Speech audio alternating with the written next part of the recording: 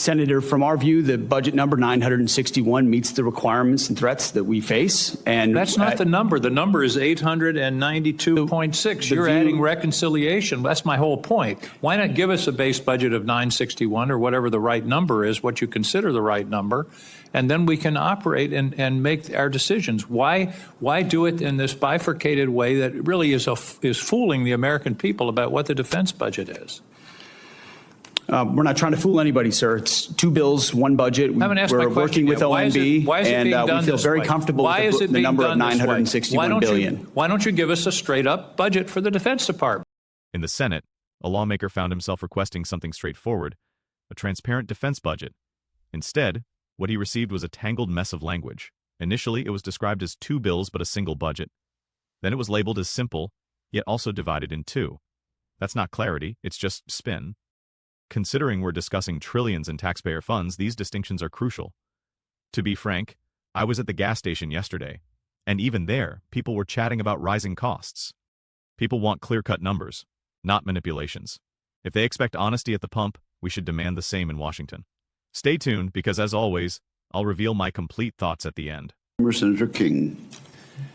Mr. Secretary, I'm somewhat puzzled. I grew up in Virginia, where Robert E. Lee was revered. I think when I was a kid, his birthday was a school holiday. But as I grew older and learned more about American history, I learned that he fit the classic definition of a traitor. He took up arms against his country. He broke his oath as a member of the United States Army, which he took upon entering his career at West Point. Why are you going through these incredible gymnastics, finding current soldiers or other soldiers to rename? And you slipped a minute ago. You said we're returning these bases to their original names. Robert E. Lee, leading general of the Confederacy, Pickett, the other names. Why are you doing this? I don't understand what the motivation is to rename bases for people who took up arms against their country on behalf of slavery. What possible motivation can there be for this? Who is telling you to do this? Who is urging you to do this? Senator, the veterans and service members across the country who have deployed from Fort Bragg or Fort Benning or Fort Hood or Fort Pickett, there's a legacy, there's a connection to those bases and to those places, to what they trained for there, what they did for, and what they came home back to. That matters to them. Ask enough of them, as I do, all the time, before and later. And we recognize the service of those who were put into the replacement. No one's disputing that. I would never dispute that. Hold it right there. That's the key moment. Notice how the Secretary agrees on honoring service, but then pivots straight back to defending base names tied to men who betrayed the United States. It's like saying, of course I respect the troops, and in the next breath elevating the people who fought against them. That's not respect. That's rewriting history with a smile. And here's the bigger point. Service members deserve honor, but honor is not the same thing as clinging to Confederate nostalgia. You can recognize the sacrifice of those who trained at Fort Bragg without keeping Robert E. Lee's name on the gate. Paperwork beats vibes.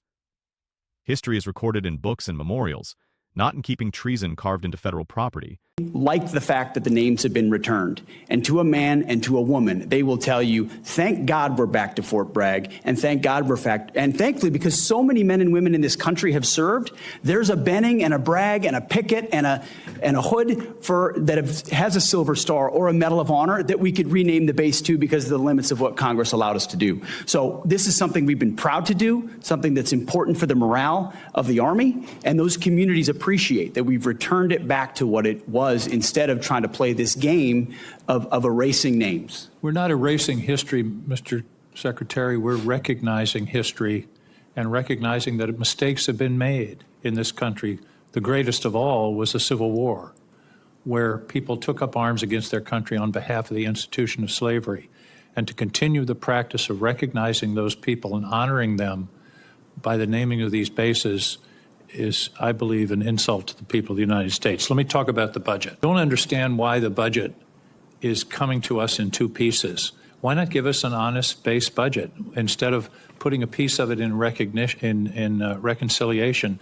as I understand it, OMB is saying we're going to have a flat defense budget for the next 4 or 5 years. Are we planning reconciliation every year from now on? Why not give us an honest budget? That's not just a throwaway line. It's a reminder that for decades, Democrats and Republicans worked side by side on the defense budget because national security wasn't supposed to be a partisan game. Splitting the budget into pieces and sliding part of it into reconciliation rips that tradition apart. It's not transparency. It's a shell game dressed up as procedure. And here's the real danger. When you hide 10 or 15% of the defense budget in reconciliation, you push it into a process where one side can steamroll the other. That's not bipartisanship. That's rigging the rules so accountability vanishes. Once the numbers are buried, cuts and increases sneak through without proper debate, and taxpayers are left in the dark. Think about it this way. If your local mechanic split your bill into 2 invoices, one up front and one to be reconciled later, you'd smell a scam. The Pentagon shouldn't get away with the same trick on a $1 trillion budget. Strong claims need strong receipts. If the numbers are honest, print them once, put them on the table, and defend them. Anything less looks like smoke and mirrors.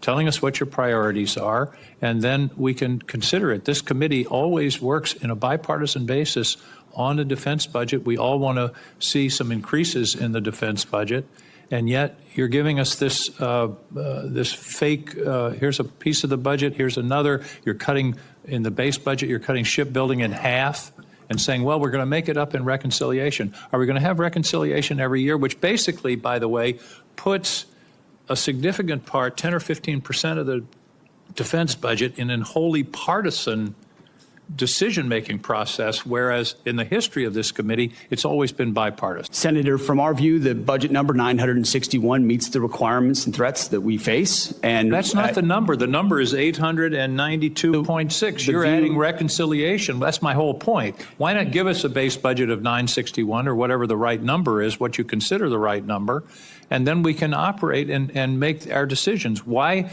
do it in this bifurcated way that really is fooling the American people about what the defense budget is? We're not trying to fool anybody, sir. It's 2 bills, 1 budget. We're working with OMB, and we feel very comfortable with the number of 961 billion. Why don't you give us a straight-up budget for the Defense Department? That's my question. Senator, this is a straight-up budget for the Defense Department. It's a 13% increase over what Joe Biden gave us. It is a 2-part defense budget. Part of it is in reconciliation instead of in the budget that's being presented to this committee. This committee only has a partial review of the budget. I don't understand why we can't have an honest, straightforward budget instead of this son of Oko that you're putting over on us. What unfolded during that hearing transcended a simple budget argument or a squabble about the names of military bases. It revolved around the principle of truthfulness. A senator sought a straightforward figure, but what he received was a confusing jumble. 2 bills, 1 budget. That's not transparency, it's sleight of hand. And when trillions of taxpayers' dollars are involved, such manipulation is perilous. Bold assertions demand solid proof. If the budget is sound, present it clearly and stand by it. The same applies to the naming of bases. Justifying the commemoration of Confederate generals in the name of tradition entirely misses the mark. Tradition doesn't negate the reality that these individuals broke their vows and fought to uphold slavery. That isn't nationalism, it's praising treachery. True history isn't eradicated by changing signage. It's erased when we pretend those traitors were admirable. Honestly, I found it amusingly relatable. It's like watching a friend attempt to justify a poor decision in a football match by deflecting. Everyone present knows the score, and in this case the score is crystal clear. If our military's honor depends on names associated with insurrection, we've lost track of what we stand to protect. So here's the bottom line. Whether it concerns the figures in the defense budget or the names on our base gates, America deserves truth. Not spin, not nostalgia. Truth. That's the essence of accountability. And if Washington can't deliver that, perhaps it's time we expect the same level of transparency we demand from anyone else in real life. Show the proof. What do you think? Was Senator King justified in seeking clarity and highlighting the hypocrisy? Share your opinions in the comments, and if you crave more no-nonsense discussions that cut through the noise, hit like, subscribe, and ring the bell. We're just getting started holding those in power accountable.